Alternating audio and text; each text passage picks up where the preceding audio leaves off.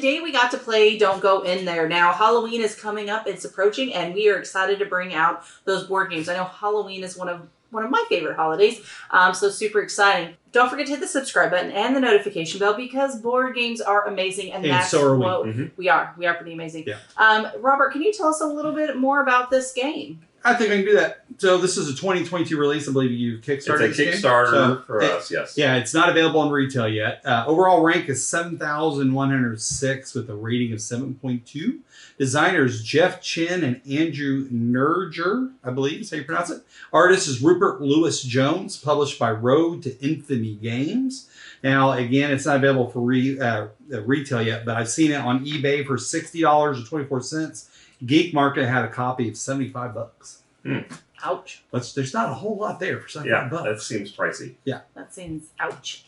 All right, so let's talk about the quality of components. So you have meeples. They are different shape than your standard meeples. They're they look like a little boy with a flashlight or a ball cap. And a ball cap. Yeah.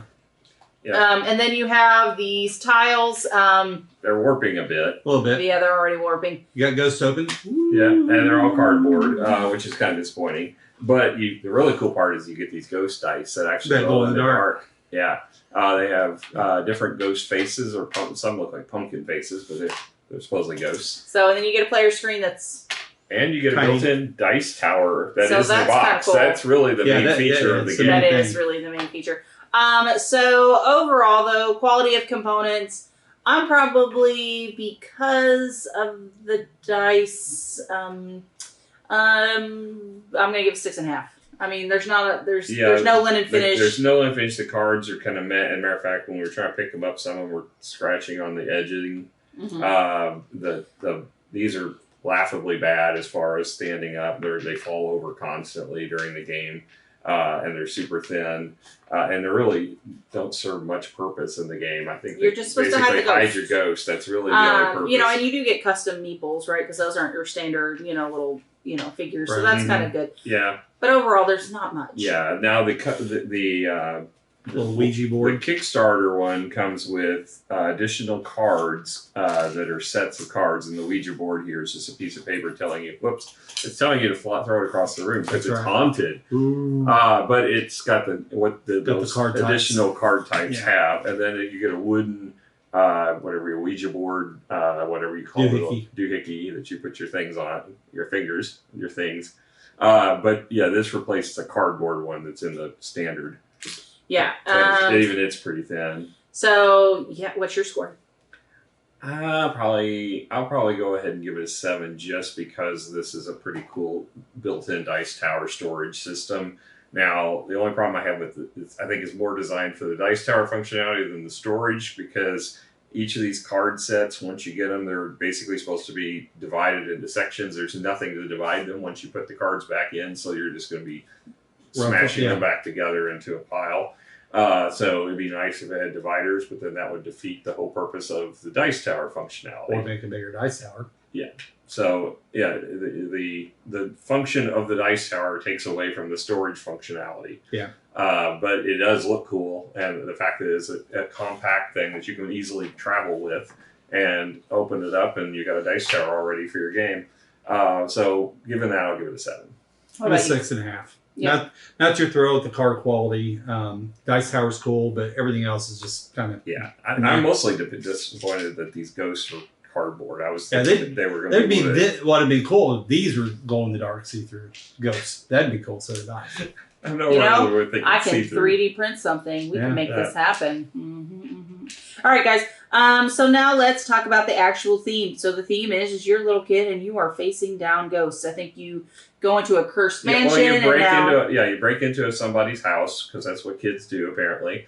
And then the house turns out to be a haunted house. Go figure. Well, that's probably why they broke into the house to begin with, my guess. And then they find out the house is cursed, and the only way to break the curse is for them to gather cursed items, and then they'll let them out. But apparently only the one who has the fewest cursed items.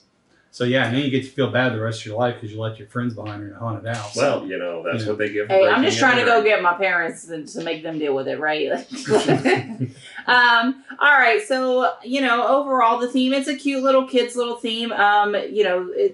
for some reason it does have 14 and up, and I don't understand why the Yeah, age is so I mean, high. yeah, I don't think this one requires 14 and up, other than, there may be some people who are objectionable to the whole Ouija board concept, which is not really part of the gameplay. Yeah, it's not part of the game. I mean, It's I not personally at all. not a big fan of a Ouija board, but it's you don't use it at all. So. No, it's just a marker to show who's the person that triggered one of the rooms to fill up. Yeah, so on that front, I mean, the art's nice. I think the art's kind of cool. Yeah, the art with looks good. different, things. But I like the cartoony kids look. Yeah. But I will say the art, it's not. They don't. Kind of Tim Burtonish. Yeah. Yeah, a little bit. But they don't change, right? So one thing. Well, is yes, they do. It's not in every set. So okay, well, when you get into some of the sets, like the twins in particular, there's different twins that you get that you have to try to match the ones that are paired. So it depends on the set, and the clocks do. The clocks actually have on the face of the clock tells you what the value on the upper left corner is for the curse count. So I thought that was really cool that they took the time to make ones be 1 o'clock and fours be 4 o'clock. Mm-hmm. So there is a little difference between some of them. But yeah, for the most part, they're all the same art. Yeah, why didn't they do that all the way across or something? I don't know. Anyway, so overall, though, theme-wise, I think it's a cute little theme. I'm going to give this 6.5. What do you think? I'm going a little bit higher. I think a 7 is a little bit more appropriate in my opinion because I do like the art. The art is nice. Yeah. And the art on the box is really good. The art on the cards is really good. Mm-hmm. So I'm going to go 7. Yeah, I'm with you on a 7 on this one, and I think the haunted house feel and exploring. It's not real heavy, but it's in the game. You can feel it, and I like the dice being the glow in the dark dice, and with the ghosts coming out. That's pretty cool. I doubt you could play the game in the dark because none of the other cards are dark. So. And the cards are really dark in themselves. Yeah, so you wouldn't be able to see the cards. In the dark, but. Yeah. All right. So now let's move on to the rule book. Now, on my end, it was very easy to learn how to play this game. So the rule book is actually pretty nice. It's got a cover that matches the box. It's a 12-page rule book, although they didn't number it, which would have been nice for me when I was trying to count the pages, but they didn't put it in there.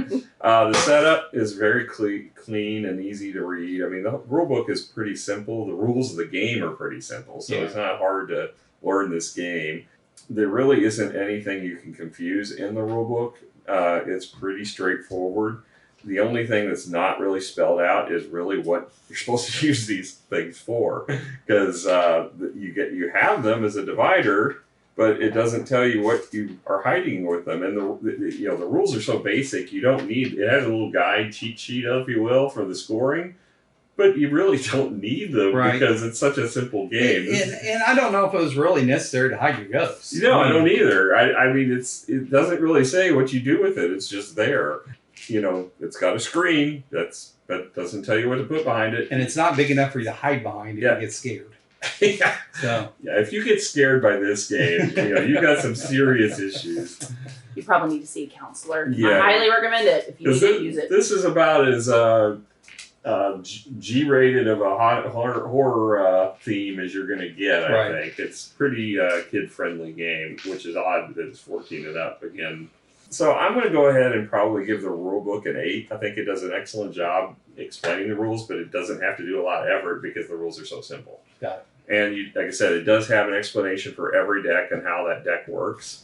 And it has an auxiliary one for the ones that are added as part of the Kickstarter. So let's now talk about gameplay. So the gameplay starts out that you have, I guess, depending on player count, 3 different boards. No, there's only 3 boards. Oh, well, then there you go. And so basically everyone has their workers. Now what ends up happening is a board is triggered when 3 workers are placed upon it. So if I was, say, first player, I would take mine and I would decide where I want to go. Now, the closer to the top of the board I am, that means I get to choose first. However, that opens and exposes me to risk for ghosts to come at me. And the person with the most ghosts at the end of the game get half of their ghosts in curses, which is you want to have the fewest curses. Okay, so it's not victory points; it's the opposite of that. You want the least. You don't. All right, and so I'm going to choose to find a location. Now, obviously, I'm going to look at the cards, and each one has something different to offer. But at the end, I want the least amount. So I want things that naturally dispel each other. So like the ring over here dispels 4 rings when you get 4 rings, okay? And the tome lets you dispel all cards of one type. So maybe I'm going to go for that just because, it's only worth 1 point. So if I end up with only 1, it's fine because you need 2 for it to trigger. So that sounds like a good place. I'm going to go on the 1 flashlight because it's not super important to me. It's the beginning of the game for what I get. Yep. So that is essentially my turn. So Randy's going to choose a spot. So the kicker here, though, is before you set up the game, you're going to remove a random number of cards based on player count. So you may end up removing a lot of the cards of one of the sets that are going to let you trigger. So, like, for example, for ring, you have to collect 4 to dispel them. If you removed a lot of the rings, you may never be able to get to 4 because somebody else claims 1 or there just weren't enough out there. Mm-hmm. So you are risking whatever you take, and any of them are worth negative points. No matter what card you get, it's going to count against you at the end of the game. Yep. So you're going to get stuck with some points. I just don't see, it's going to be very unlikely to get I through only this had game. 5. You managed to pull it off better than any of us. Yes, you won badly by, but Somebody even then, it was likes to 10 brag. to 15.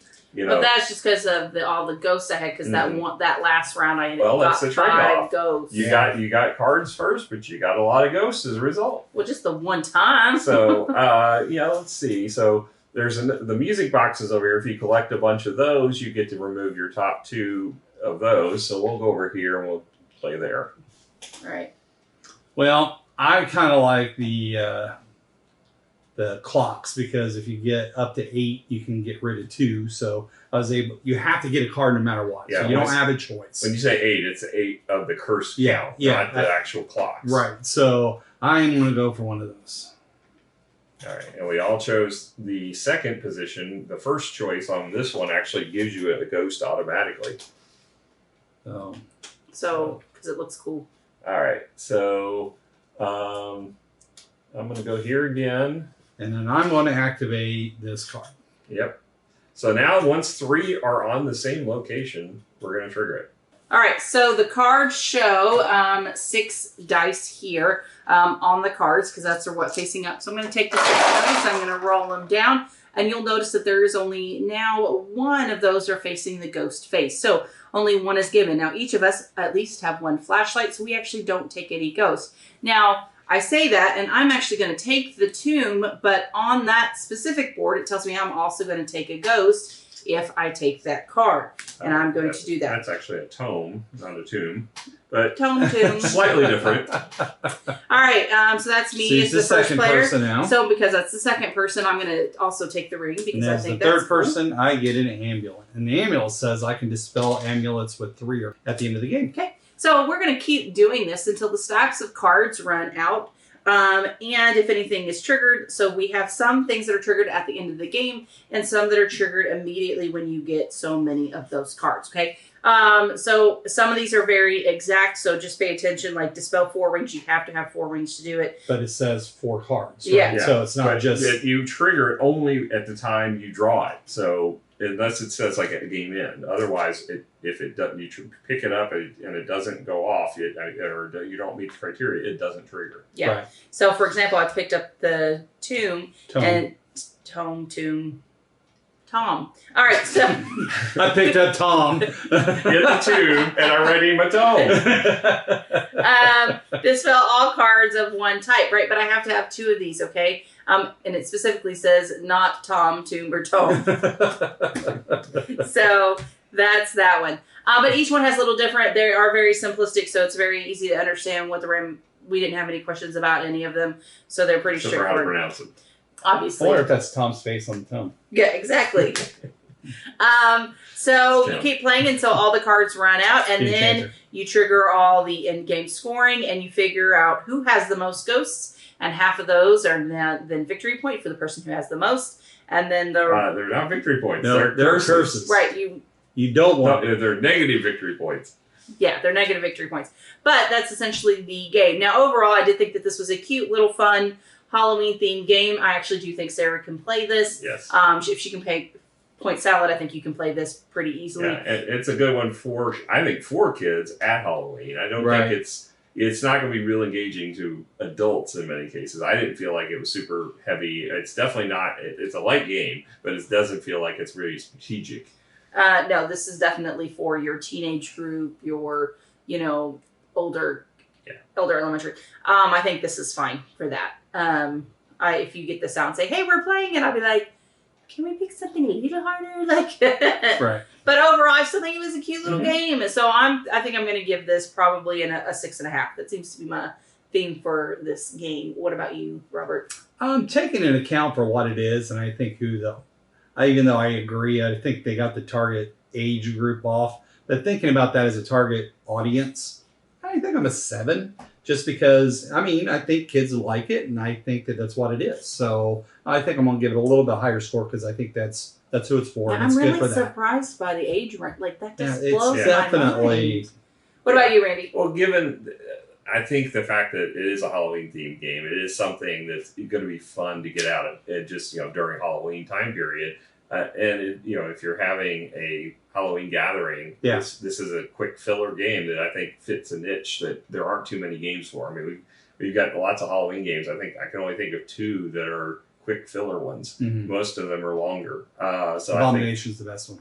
Well, that's definitely not a quick filler. No, one. it's not. But that's my favorite one. So given that, I think that given the absence of Halloween themed games that are filler games for the niche, I'll give it a 7 too. I think it fits.